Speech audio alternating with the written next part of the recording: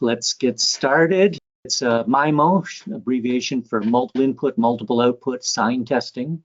We have two modes, swept and stepped, two separate products that we're going to have a look at both of them today. Here's a slide comparing sign on the left with our typical burst random type of excitation for modal testing on the right. The advantages of the sign signal are just a clear, unambiguous definition of the input level. So when we say we're going to test at 5 pounds force, it really is 5 pounds peak to peak sort of number. Excellent test repeatability. The fact that we're focusing all of the shaker energy at one frequency at a time allows us to obviously get to a higher excitation level on the structure at any frequency and provide a better, higher signal to noise ratio, and should result then in better quality frequency response function measurements that you can then go on and use for your modal analysis. The random signal signified on the right-hand side here, basically because the amplitude at any particular frequency is varying from block to block of the excitation, you get very little control over the excitation amplitude, and as a result, these random signals will linearize a non-linear system about some level. The excitation energy is obviously distributed over a frequency band, so lower excitation level at any one particular frequency, resulting in lower signal to noise ratio compared to the sign testing. And it's typical of a random testing, many averages are required to generate reasonable frequency response functions. As we mentioned earlier, there are two types of sign testing. First one we'll look at is swept sign. This has the ability to change the frequency as a function of time across the bandwidth we're interested in exploring. A good signal to noise ratio is one of the main advantages we talked about. The estimation, we're not doing an FFT of the data in the computer. We actually have a sine cosine time fitter running in the front end to generate our frequency, amplitude, and phase values as we do the test. The measurement time is comparable to a burst random test because of all the averaging you do in burst random. It can take several minutes for the test, while sweeping through this frequency range at an appropriate sweep rate will also take an equivalent amount of time.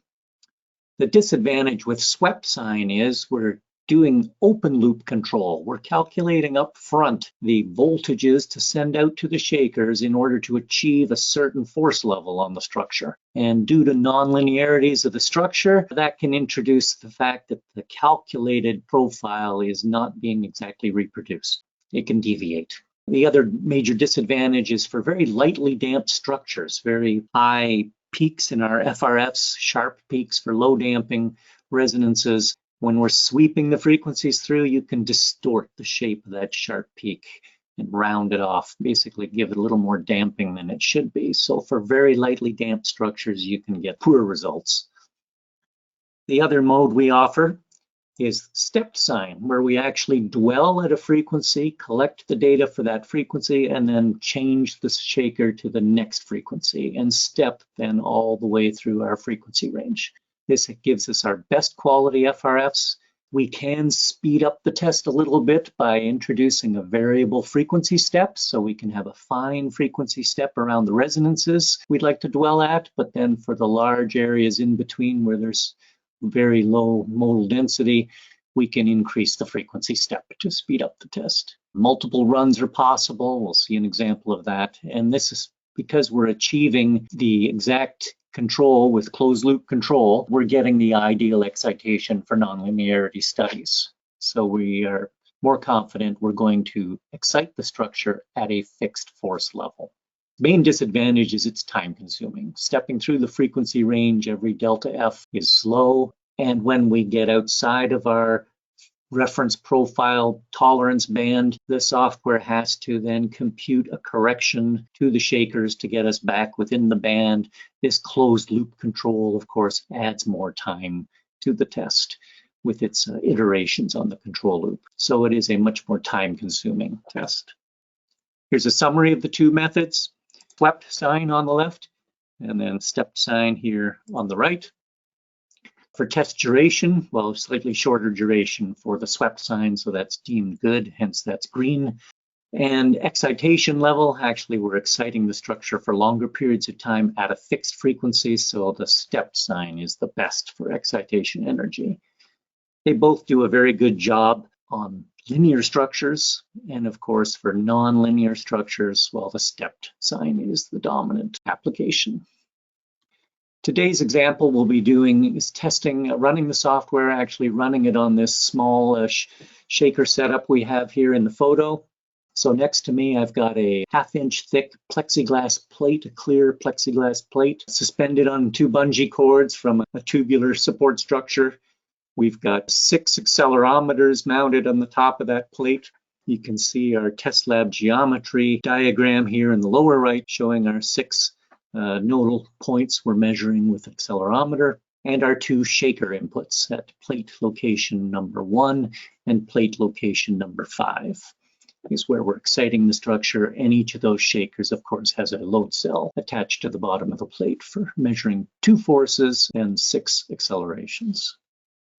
I think that's all I wanted to show in that PowerPoint. Let me jump out of there and launch the software to show the rest of the points. Here's my main menu to launch. We're not going to launch the desktop. We're going to go into our structures acquisition folder. This is where we find our other testing products for structures like spectral testing, MIMO FRF testing. Here we're going to launch MIMO, SWEPT, and step sign testing. Going to open up a new project, try and go through as much of the software settings as we can, as opposed to having saved all the settings for you. But we will take advantage of a setup project I created the other day to retrieve some important pieces of information. It'll also speed up our demonstration today. If I go into the navigator, let's first have a look at what we're up against with this other project that I saved away, Plexi Plate. Let me open up a picture to illustrate what we're doing here. If I grab some data from one of the sweeps, here's our structural FRF data that is typically used for modal analysis. You can see here we have 2 peaks in our data. Let me switch the format of the FRS to maybe log.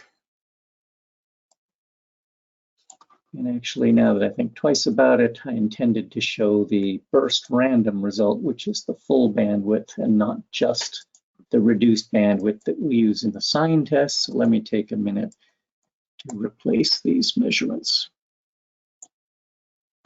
Here we go. So a bigger frequency scale from 0 to 512 Hertz. This was our burst random type of data. And compare that to the results we calculated in burst random. I'll go into a mode set, grab the geometry.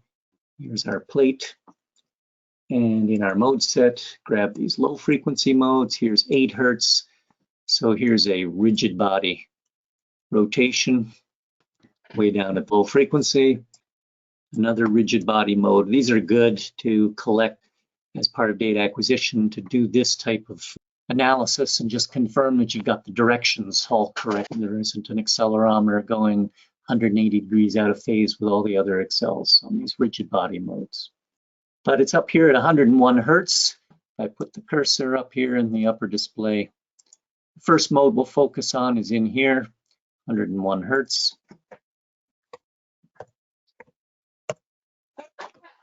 And it's our first torsion mode of the plate.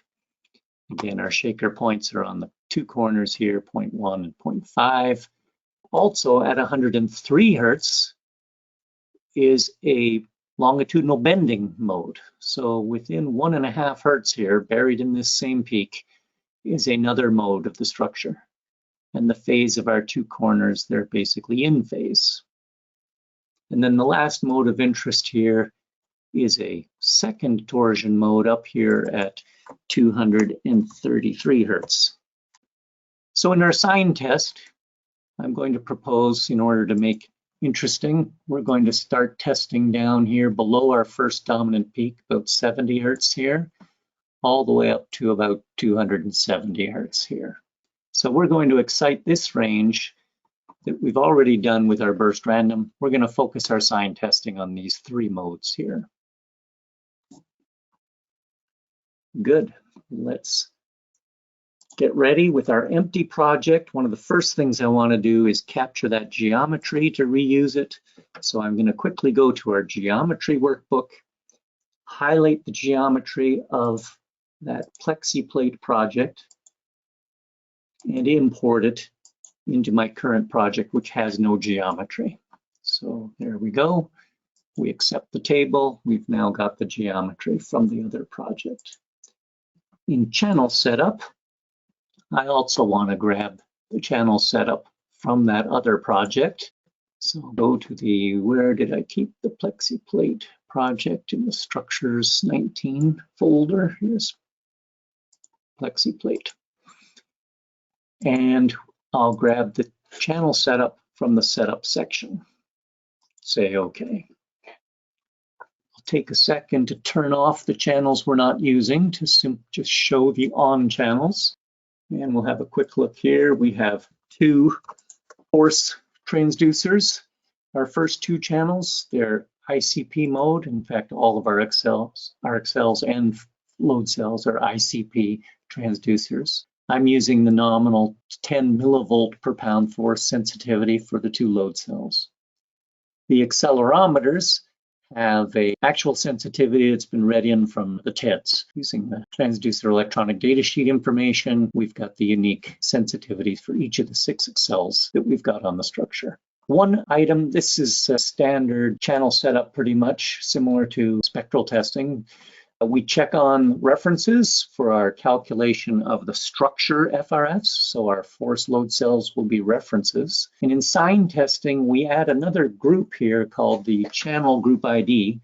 By default, they're all set to measure channels, but indeed I need to change my 2 load cells to control channels. So telling the software my inputs on channel 1 and channel 2 forces are my control channels.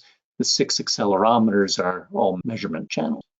So really the only thing that changes as far as sign testing goes is this control concept. The rest of the information is standard test lab data acquisition. Go to the MIMO sign setup page, and with both products active in the upper right corner here, this is where I start out showing either swept or stepped. I've got a license for both products, so they're both in the pull down list. We'll start with swept first. The upper left is a repeat of my channel setup with just a lot less information. One feature, we can add upper abort levels on any particular channel, accel or force. I'm not going to do that. What I do want to do is turn on the time data for each of the channels so we can see the sign excitation and responses during the acquisition. So I'll turn on time data. The other thing I have to activate, of course, is the actual output channels. And I'm not going to use the full 10 volts of the output, but cut it down to 1 volt. I do not want to damage my mini shaker system with too high a voltage input, so I'm going to restrict the level to 1 volt.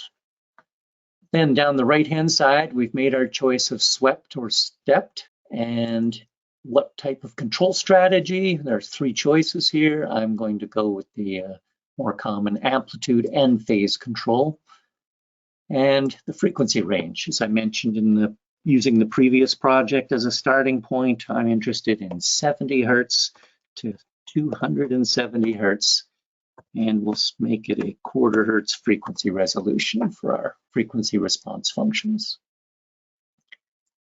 We'll start with a default sweep rate of 1 hertz per second. We have some control to change that during the test. Number of periods, because I asked for time data, I have to increase the number of periods to 2. And the number of sweeps, this is an interesting one. I've got 2 shakers turned on. I need to have at least 2 sweeps in my set, and you'll see why in just a minute. So I bump the number of sweeps up to 2, and I go to the phase. And the concept here is we're going to sweep through the frequency range, and then we're going to perform a second sweep where we change the phase between the 2 shakers. Here you can see, I could manually type in, I want a 90-degree phase, or minus 90 degrees, whatever. I could use the random number generator over here on the left, plus minus or ortho. If I stick with the ortho, you can see for the first sweep, both shakers at location plate 1 and plate 5 have 0 degree phase. In other words, they're going to be in phase. And for the second sweep, they're going to be 180 degrees out of phase.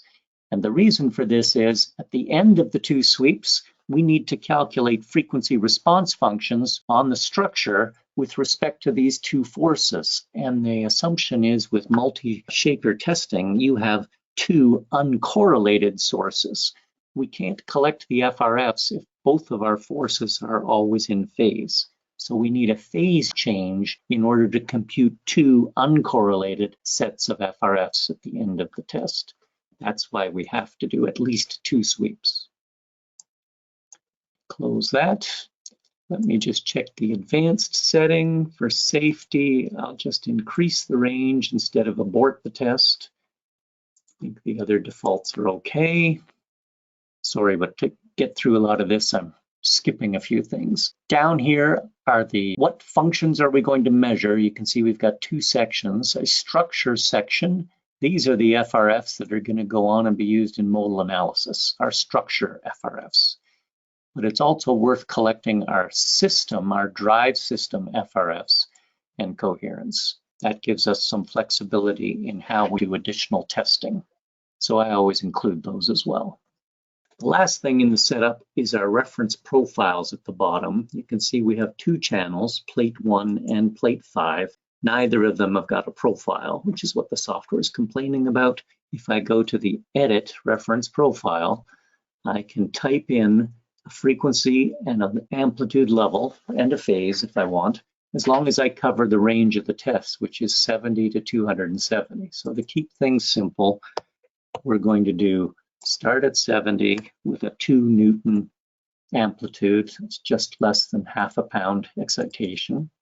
And a 270 hertz, we're also going to put in a 2 to keep simple, nice, flat force profile at 2 newtons. I need to repeat that for the second shaker. I can import and export these profiles, so I've already saved it away. Let me retrieve it instead of typing it in again the second time. So both shakers have the same profile, flat 2 Newton force across our 70 to 270 hertz range. Now we're finished the main setup. We need to generate our shaker system transfer functions, and we do that in system identification. In system identification, we're going to make use of a low-level random test down in so many millivolts RMS. We are going to arm the system. Takes a minute to arm it. Basically transfer all the settings. Now the system is waiting for the DC level to settle down on our transducers, and it measures some background noise.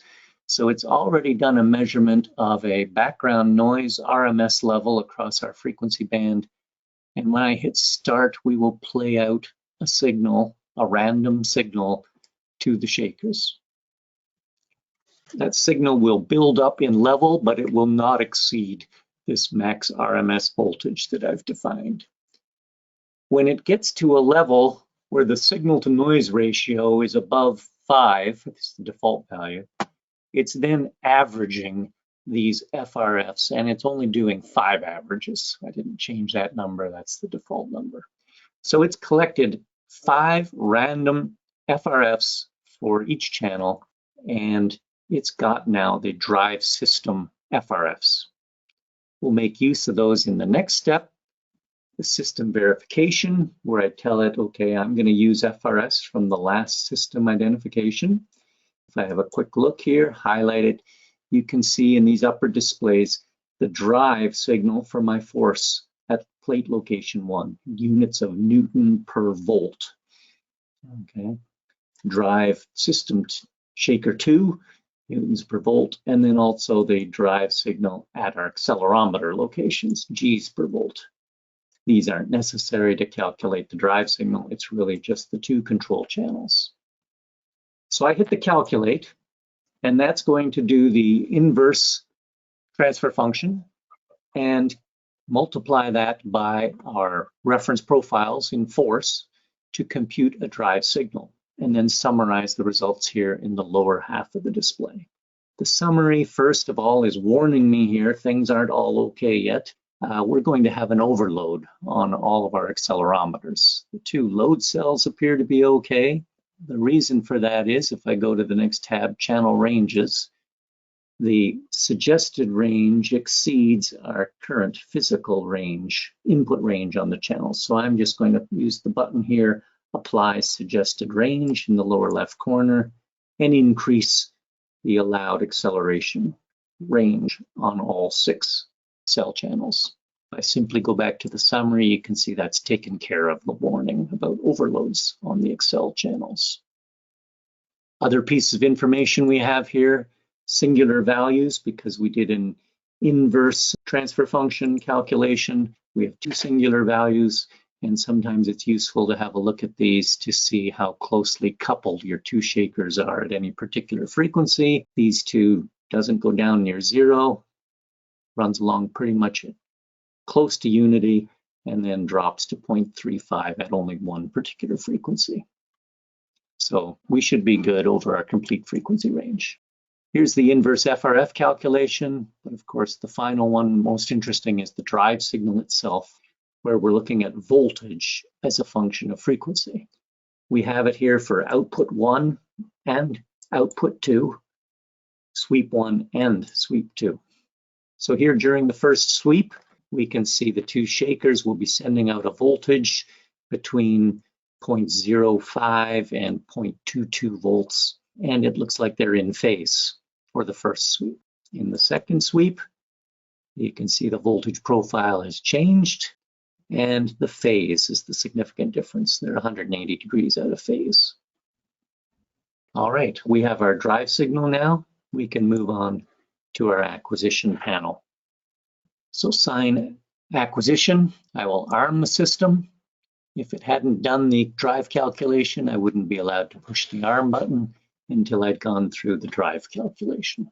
While it's initializing, let me change a couple of the default displays. Up here at the top, we have our control spectra. We have 2 channels, so I'm going to ask for 2 displays looking at plate 1 and plate 5. We have our geometry in the middle, and in the bottom, I'm going to look at 8 displays. We have our 2 load cells and our 6 accelerometers will fill the bottom part of the display. All right, status over on the right says we're ready to go. We're going to fire up at 70 Hertz and start our sweep. So I hit the start button. You can see the green is our reference line, and we will draw as the cursor moves across here. You can see the frequency updating on the cursor, as well as over on the right in our frequency field. So we're stepping up through the data at a 1 Hertz per second sweep rate. When we get close to 100 Hertz, I can slow the system down with these speed down, speed up buttons, okay, by a factor of 2. So instead of 1 Hertz per second, I'm now running at ½ a Hertz per second. So as we go through our first resonance here, you can see our force measurement on the load cell has deviated a little bit from our 2 Newton reference target line. And the reason for that is we're not adjusting the force during the test. We've already done the calculation of what the voltage should be. We're just playing out the voltage. I can see that if I change my displays from control spectra to drive spectra. Here's my voltage as a function of frequency for the 2 outputs. And you can see this red curve lies exactly on top of the green curve. We're just playing out this voltage and measuring the response on all the transducers. Back to control spectra to see how well we're doing with respect to our reference. You can see as we get away from our resonance, up at 128 Hertz, I can now speed it up a little bit. We don't have another mode. If you look closely at the lower displays of our harmonic spectra, we've gone through our first peak here at the 101 Hertz. And you can see that in basically all 6 accelerometers. As we get higher in frequency, speed up again, 2 hertz per second sweep rate. Basically, you just don't want to go sweeping through the resonance point at a fast sweep rate. They'll typically slow it down as we get closer.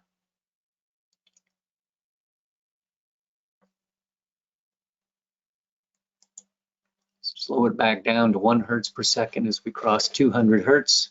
233 hertz is our next mode. We should see peak up in our responses. And if you look at the responses, because the shaker profiles here, they're in phase. The upper part of this Bode plot shows amplitude, the lower part shows phase. Both shaker 1 and shaker 2 are tracking along at 0 degrees phase. So you can see on our geometry animation here, 0.1 and 0.5 are perfectly in phase. Here we're going through our resonance. I can always hold, release, and I can pause the shakers here at 235.98 hertz.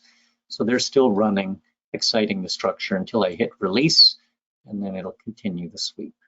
Interrupt will shut the shakers down, and stop, of course, will also shut the shakers down. You can see from our response spectra in the bottom that we've passed our second mode of interest at 233 hertz. Things have settled out again in our reference profile. And we'll soon be finished sweep 1 of 2. Here it's labeled average, because technically we're going to average these two results into a set of FRFs. So now that we've reached 270, the shakers are shutting down. And then we'll start over again on average 2 of 2, back 70 hertz. And the difference now is the phase between the shakers. You'll see right away from the geometry picture, 0.1 and 0.5 are 180 degrees out of phase.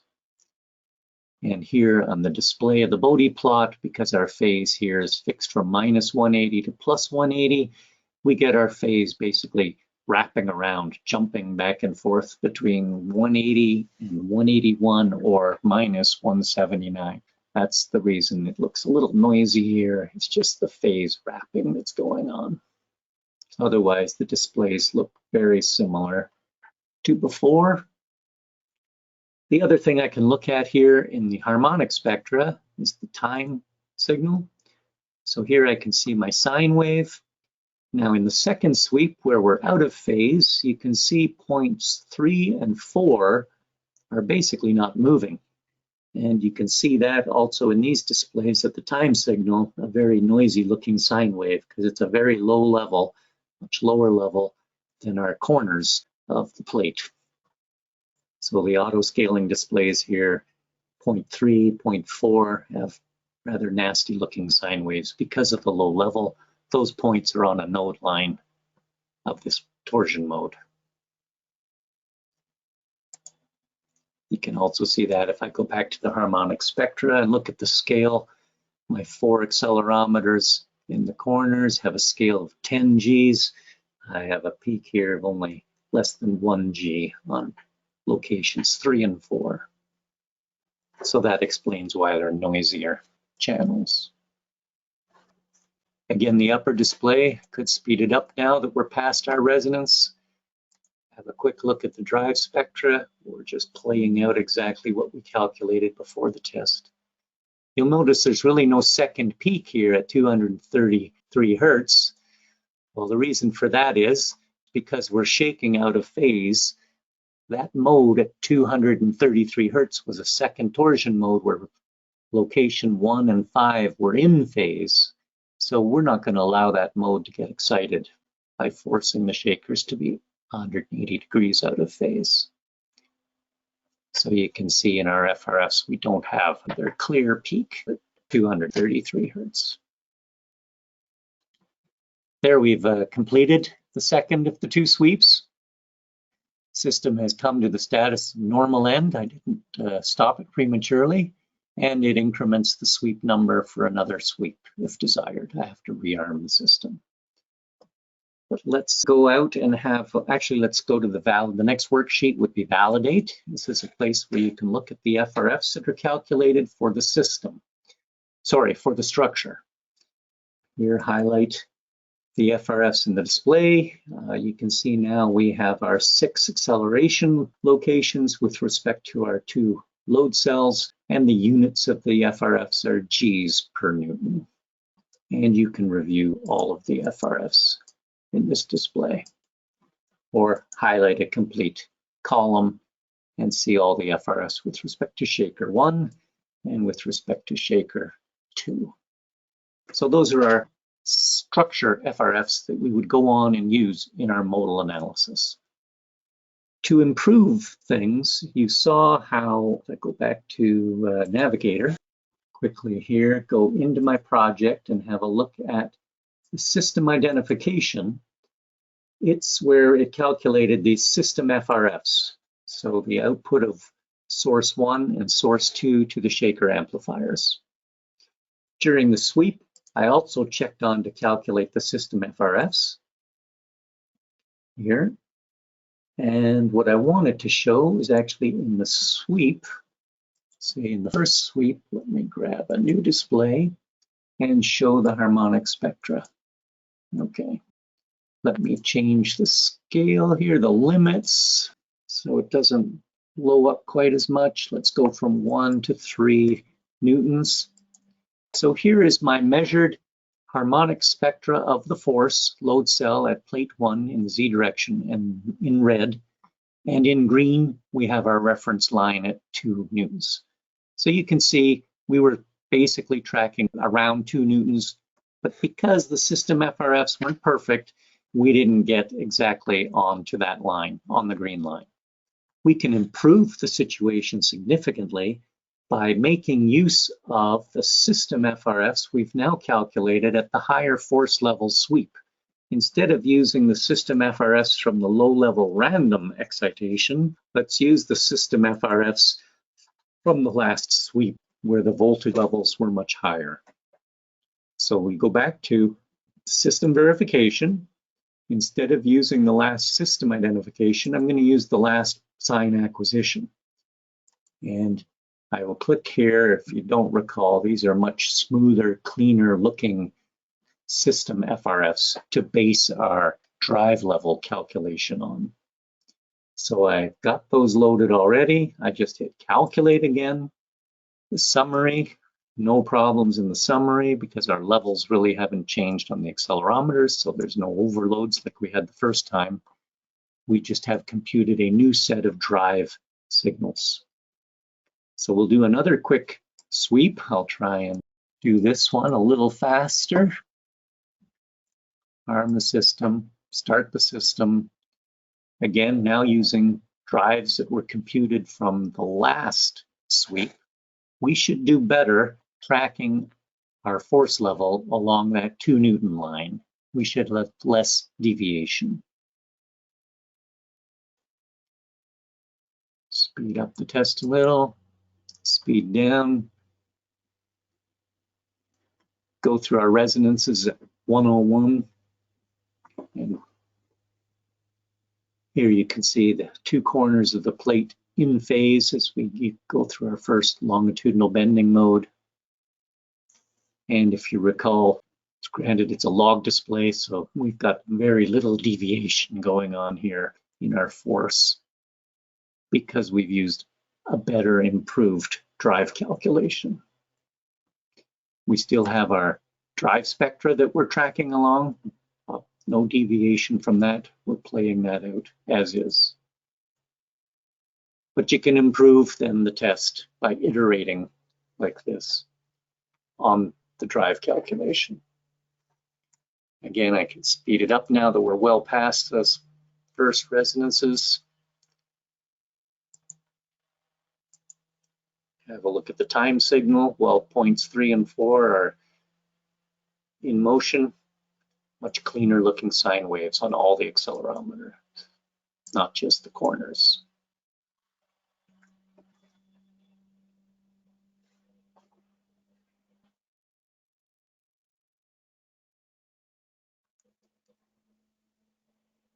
And here we're building up to our second torsion mode, 233 Hertz. I'm not going to slow it down. We'll sacrifice some FRF quality to try and get through as much information as we can. So we'll complete this sweep at the higher rate and start sweep 2, where we switch the phase between shaker 1 and shaker 2.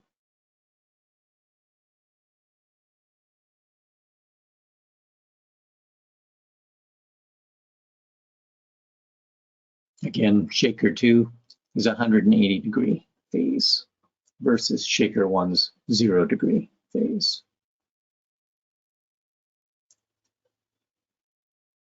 Go through our torsion mode quickly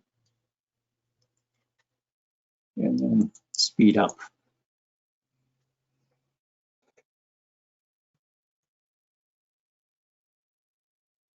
And again, in the second sweep, we won't have a peak resonance that we go through because we're not exciting the mode at 233 Hertz.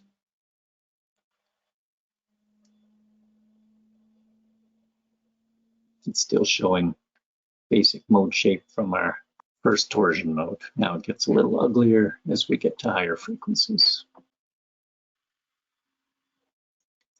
And completed the test.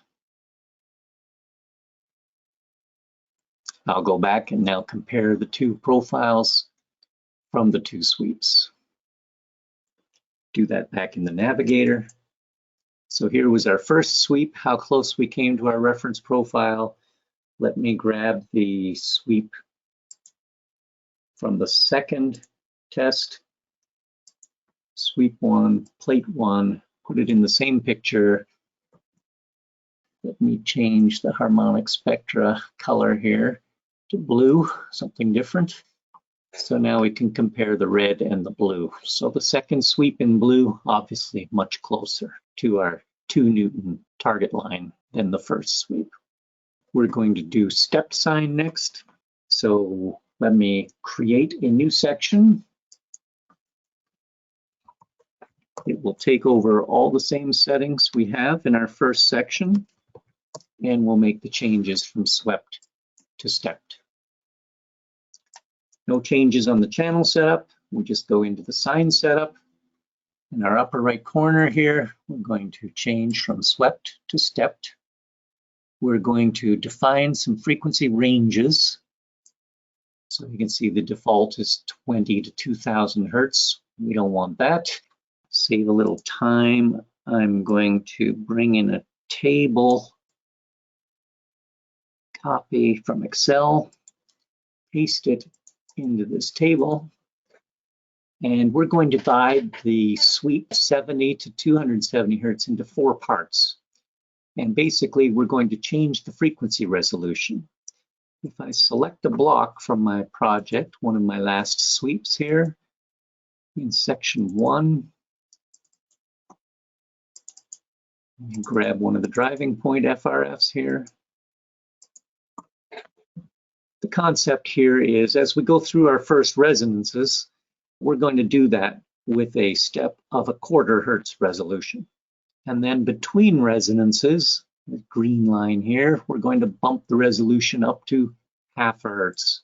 Okay, basically speed up the sweep, really. And then before we go through the final resonance, we're going to slow down to just 1/4 Hertz step again, and then finish up the test with 1/2 Hertz. So we're going to have these 4 different frequency ranges, but when we make use of the concatenate frequency ranges, they're going to appear as one continuous range in the display. So we can have a variable frequency increment. Same phase relationship between the shakers, that's not changing. We still have to do 2 sweeps to end up with uncorrelated set of 2 FRFs, 1 for each shaker. And in advanced, want to increase the range. Everything else looks okay. Again, we're going to leave on the system FRF calculation as well as the structural FRF calculation. Add the total harmonic distortion measurement function that we haven't focused on yet, and the profile. So at the bottom here, the profiles are going to introduce a new curve. I go to Edit Profile. Recall before that we only had a amplitude and a phase at each frequency. Now we're introducing an upper tolerance, lower tolerance, and an abort line.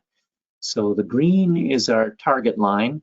Then we have these dashed yellow lines for tolerances, and then the red upper abort line. Now, because this structure is so linear, the plexi plate, and I'll show that in the summary at the end with different force levels, the system FRFs aren't that bad to start with.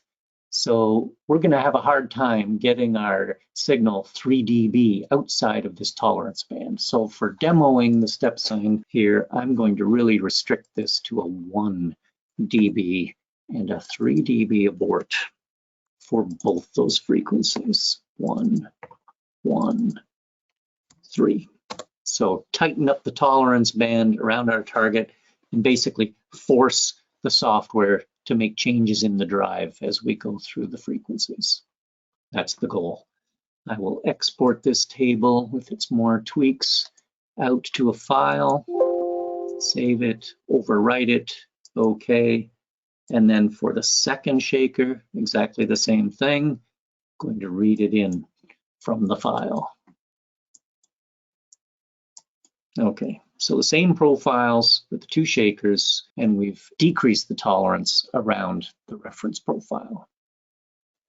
The other thing is in system identification, I don't want to start off with my best set of system FRFs, or again, we're going to have a hard time having the software 1 dB out of tolerance. So you're not going to get to see the closed loop feature of step sign, which we want to show.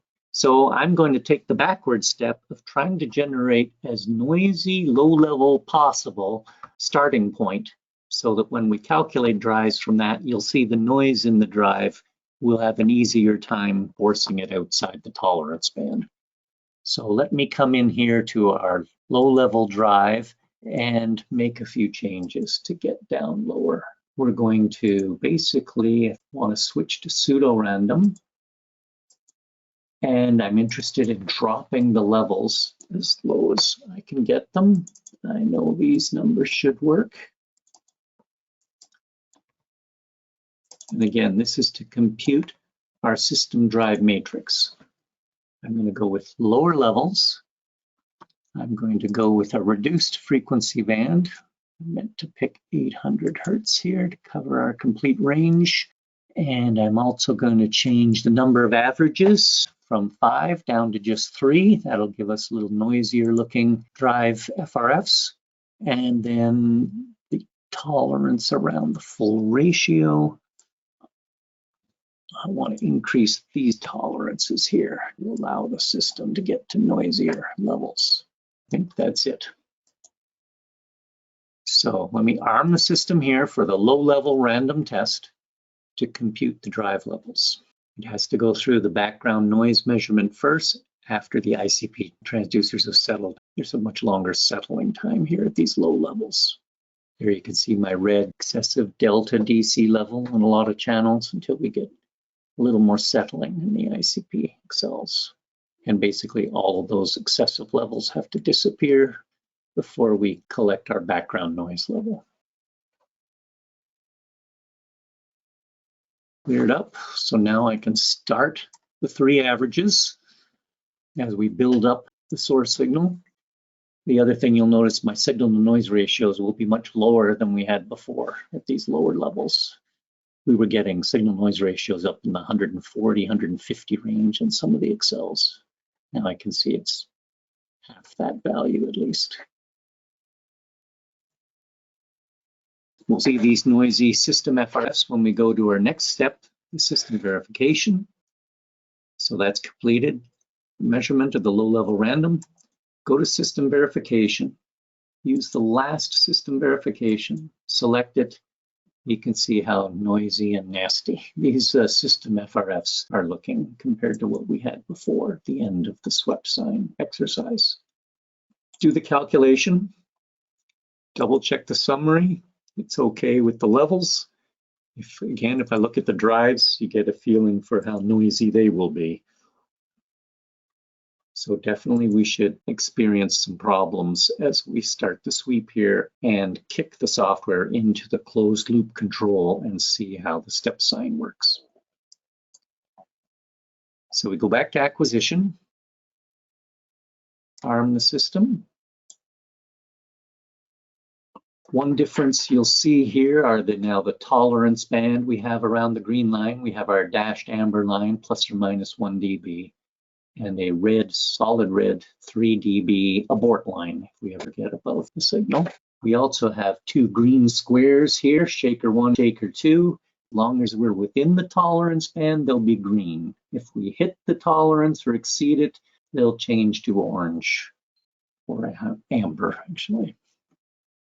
Here we are ready to go, 70 Hertz. I'll hit the start button. See, we start up 70 Hertz, and now we're stepping 1/4 Hertz at a time. And you'll notice the small deviations in the red line once we get away from the axes tick marks there. Every time we step out of that band, you'll see the color change on these squares over on the left. And when we do get out of tolerance, the status area over here on the right will tell us what it's doing. It'll have to perturb the drives and compute then a correction to the drive while remaining at that one frequency. So the frequency will stop incrementing while it does a perturbation, a correction, and then continues on with the sweep. So it's basically forcing our loads to stay within 1 dB of our reference profile. And I tightened up the profile so that you could see this in action. One thing you'll notice, I don't have a speed up, speed down button anymore like I did with the swept. It's fixed in its frequency resolution. The other thing you'll notice is in the drive spectra, there's no green line that we're just following, because we are changing the voltage level whenever we step outside the original profile tolerance bands. So a little different look there, showing us the voltage as a function of frequency. You don't get the green reference line that was the starting point. So back to the control on force. You can see we're well past now the first resonance at the 101 Hertz. And we're marching along. Usually most of the corrections happen around the resonances because we started with very noisy drive signals. Here we could get corrections at any time, not just around the resonances. But if I use the drive levels from the last swept sign test, this structure is so stable and linear that you wouldn't see any deviation outside that 1 dB. band, so you wouldn't see any corrections to the drive, which is the whole purpose for showing you the stepped sign versus swept sign. The lower displays are the same. Time display here in our sweep up where the shakers are in phase, we have good sine waves on all 6 points on the structure. We have very low harmonic distortion curves, just a bit of noise basically, and our harmonic spectra. They can look a little noisy, notchy, because the drive level is changing. Here you can see the drive level on a similar scale. And once we do the calculation of the structure FRFs, it'll clear up that notchiness.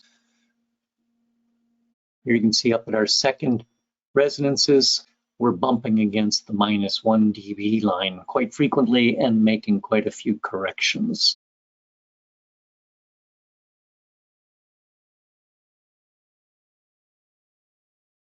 That's the advantage of stepped sign, is it will make corrections to the drive during the test.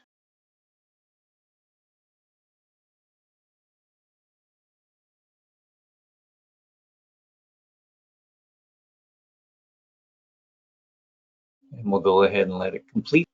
Sweep 1, same requirement as the swept sign. We have to do the 2 sweeps, in phase and out of phase. So here we're starting up now with the two shakers 180 degrees out of phase and stepping up a quarter hertz at the beginning of our frequency. I didn't point it out, but partway through the sweep after that first resonance at 100 hertz, we then 120 hertz, we then step along at half a hertz resolution instead of quarter hertz resolution.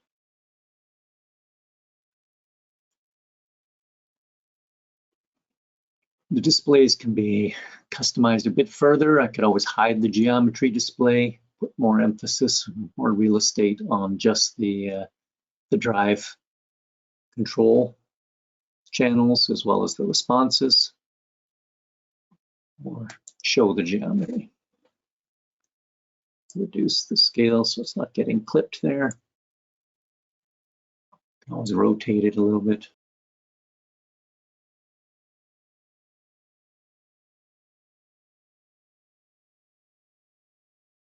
Making a few corrections to the drive now as we approach 101 hertz.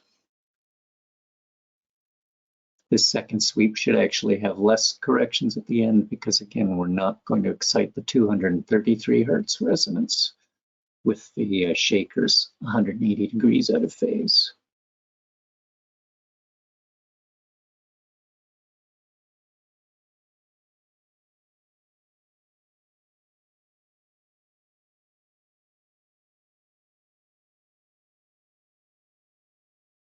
So you can see from the cursor position information at the bottom of the control displays or the text area over here on the right under frequency, below 120 hertz, we're stepping up at a quarter hertz, and then at 120 hertz, we'll increase that to half a hertz, basically going then twice as fast through the frequency range.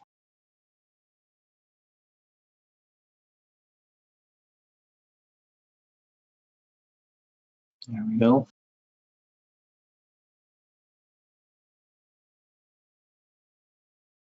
I still have the, although I've lost the speed up, speed down buttons, we still have the hold and release to pause it mid-test. Interrupt will shut the shakers down, but it'll allow me to hit continue and not have to restart test. If I stop the test at this point, we have to start over at the first sweep to continue the test.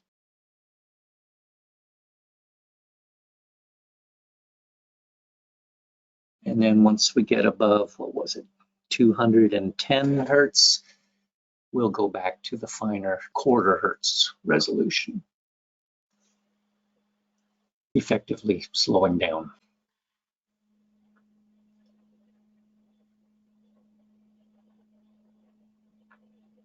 But I hope you get a feel for the fact that step sign takes a lot longer to run. Typically for similar frequency resolutions, similar bandwidth, it's going to be a lot longer to run than swept sign. Swept sign is much closer to your first random test in terms of test time. A lot of customers will really just use the step sign to collect FRF data around peaks of critical modes. So they'll be trying to correlate something in the finite element model. They'll want a more exact, cleaner FRF, just certain modes instead of every mode from 0 to 800 hertz, for example. They'll just focus in on mode number 3, mode number 4. Well, that we can do easily, a nice fine increment and a start and stop frequency instead of the complete band. So you don't have to sit here half a day while it goes through the complete band. So here we are shutting down at the end. I go back to the navigator. You'll see inside my section stepped, I've also got a run STS with a range, and in that range I have my array of system information, system FRFs, my individual sweeps, and of course the structural FRFs that are the main target of the data. If I have a quick look here, you can see how clean they look after the notchy looking auto power harmonic spectra that we saw in the online display. The calculated FRFs, maybe show them in log format. Much cleaner looking. that's all the information I was planning on showing today for Sign. I appreciate your attention.